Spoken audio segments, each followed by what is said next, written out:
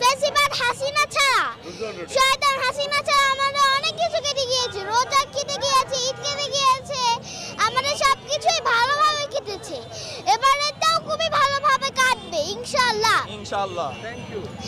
না, আমি এইটুকুই বলবো না, শুধু আমি বলতে চাই এই যে গত 16টা বছর যেভাবে আমাদের উপরে অত্যাচার করেছে, যেভাবে আমাদেরকে কষ্ট দিয়েছে, আমরা মন করে কথা বলতে পারিনি, আমরা মন করে উৎসব করতে পারিনি, আমরা কোনো কিছু বলতে পারিনি। তুমি কেমন বাংলাদেশ দেখতে চাও? লোভ, হিংসা, ঘৃণা, অহংকার, দুর্নীতি মুক্ত সুন্দর একটা বাংলাদেশ আমি দেখতে চাই, যেখানে কোনো দুর্নীতি থাকবে না। এই জন্য